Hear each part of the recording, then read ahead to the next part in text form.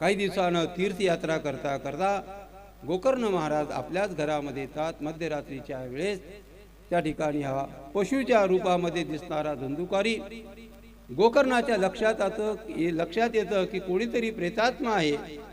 गोकर्ण महाराज हातामध्ये जल घेतात आणि गायत्री मंत्राचा पाठ करतात, उच्चारण करतात आणि ते जल शिंपटल्याबरोबर हा धुंदुकारी बोलू लागतो, हा प्रेतात्मा बोलू लागतो.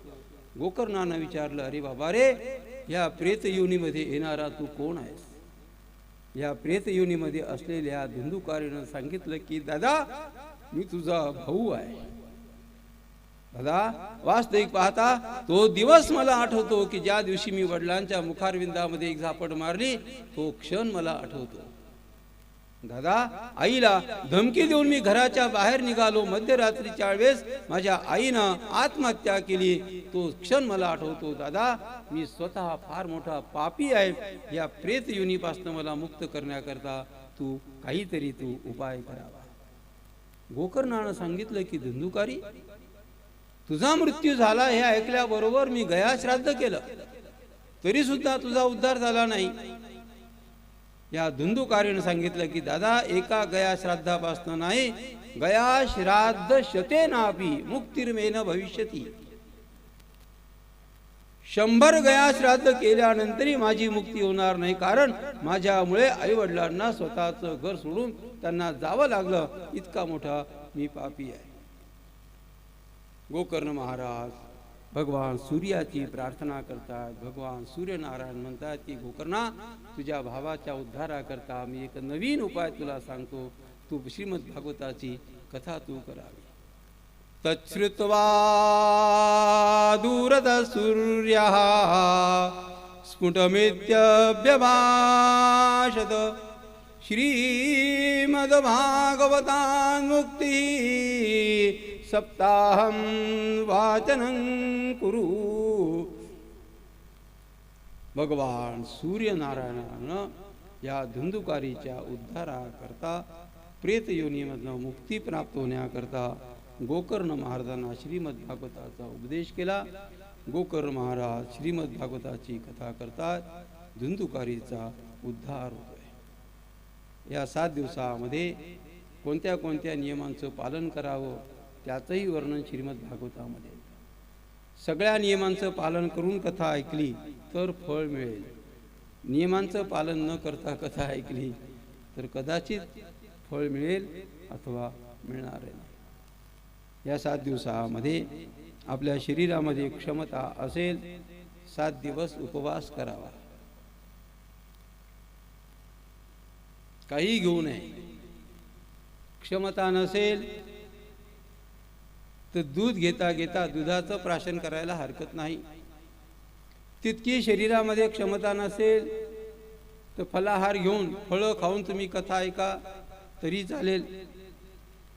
कुणाचं अनुकरण करू नका. आपल्या शरीराला जे झेपेल, आपल्या मनाला जे झेपेल तसा नियम घ्यावा. आपल्या शरीराला झेपणार नाही आणि आपलं मन जर समजा अत्यंत चंचल असेल तर कुणाचंही परिवारामध्ये अनुकरण करू नका. मोठ्या जाऊबाईने संकल्प घेतला की 7 दिवसामध्ये मी उपवास करणार. आता मोठ्या जाऊबाई उपवास करतायत. धाकट्या जाऊबाईनं कोणत्याही प्रकारचा संकल्प घेतला नाही, कोणत्याही प्रकारचं व्रत घेतलं नाही, नियम घेतला नाही. आणि आता धाकटी जाऊबाई रोज रोज दुपारी भोजनाच्या वेळेस बटाटे वडे ती खाते. मोठी जाऊबाई रोज रोज पाहते. मोठ्या जाऊबाईच्या मनामध्ये विचार येतो, मी जर समजा कोणतेही व्रत कोणत्याही प्रकारचा नियम घेतला नसता तर आज मला बटाटा वडा खाण्याकरता मिळाला. तिला ते वाईट वाटतं.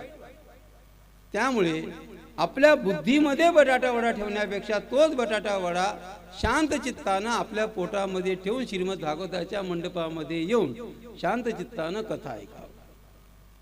भोजनंतु वरम मन्ये. या 7 दिवसामध्ये कुणाचाही तिरस्कार करू नये. या 7 दिवसामध्ये कुणाचाही द्वेष करू नये. आणि या 7 दिवसामध्ये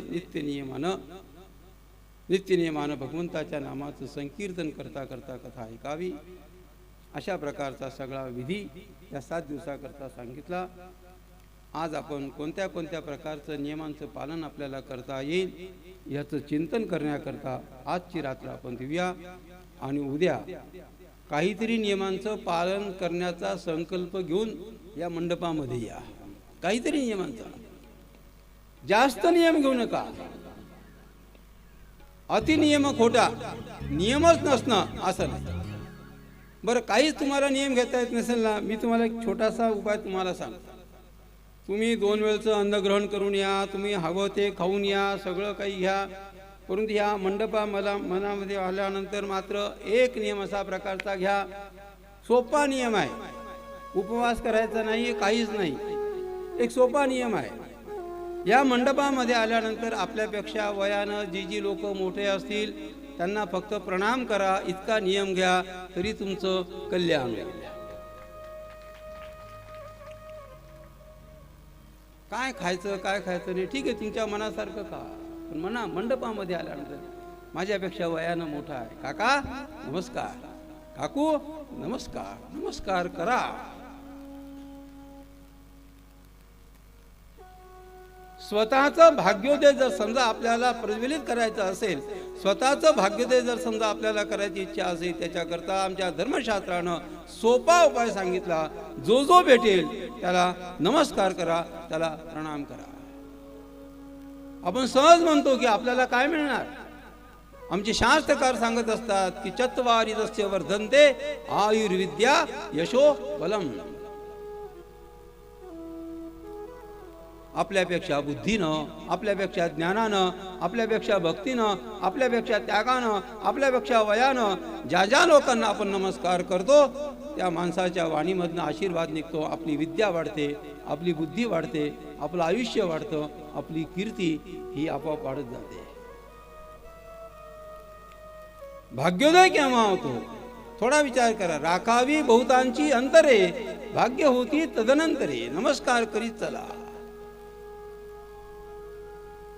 घरातली भांडणं जर समजा तुम्हाला मिटवण्याची इच्छा असेल तर मी नित्यनेमानं सांगत असतो की मोठ्या भावाचं धाकट्या भावाचं भांडण झालं असेल, वडिलाचं आणि मुलाचं मतभिन्नता झाली असेल, तर दुसऱ्या दिवशी सकाळी जागे झाल्यानंतर आपल्यापेक्षा वयानं मोठ्या असलेल्या परिवारातील लोकांना नमस्कार करा. कालचं झालेलं सासू सुनेचं भांडण हे संपलं. थोडं वाका, नमस्कार करा.